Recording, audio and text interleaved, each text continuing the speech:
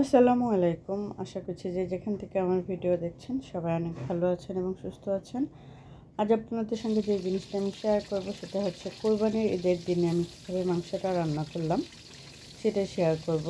তো প্রথমে মাংসগুলোকে আমি খুব ভালোভাবে ধুয়ে নিলাম এবং হাড়গুলো একটু আলাদা করে নিলাম। এরপরে তেল গরম করে পাত্রে আর পেঁয়াজ আদা রসুন বাটা দিয়ে খুব ভালোভাবে একটু কষিয়ে নিলাম, মানে তেলের মধ্যে ভেজে নিলাম। দিয়ে দিলাম গরম মশলা, তেজপাতা সব কিছু দিয়ে আবারও একটু ভেজে নিলাম।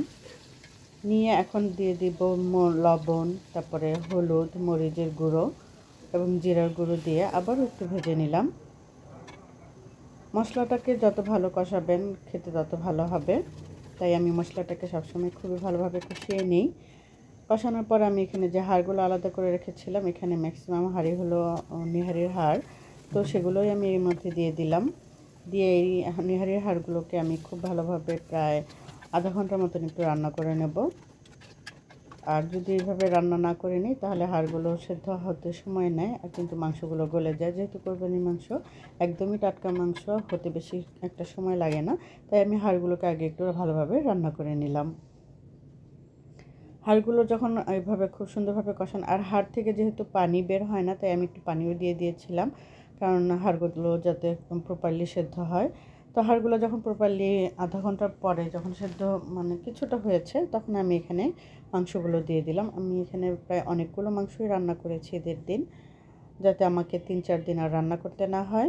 আর ঈদের দিনের মাংসটা আমার ভীষণ ভালো লাগে খেতে, তাই আমি একটু বেশি করে রান্না করি, যেন বারবার গরম করে আমি খেতে পারি। আর এই বারবার গরম করলে গরুর মাংসটা খেতে ভীষণ ভালো লাগে, এজন্য আমি একটু বেশি করে রান্না করে নিলাম।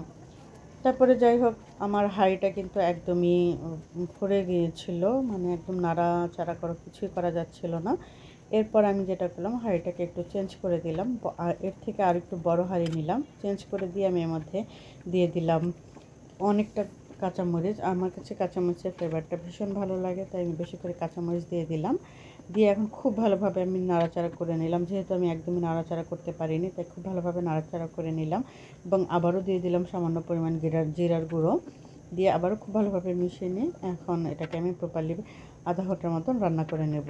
একটু লবণ দিয়ে দিলাম, মনে হচ্ছিলো যে লবণ কম হচ্ছে। এখানে কিন্তু কলিজা, গুদ্দা, তারপরে তিল্লি সব কিছুই আছে। আমি সব কিছু মিশিয়ে আর কি কোরবানি মাংসটা রান্না করি, আর এর জন্য এটা খেতে এত ভালো লাগে। এখানে আমি হাড় দেই, মাংস দেই, কলিজা দেই, সব কিছু দিয়ে আমি রান্না করি, এই কারণে এই মাংসটা আমার কাছে ভীষণ ভালো লাগে খেতে।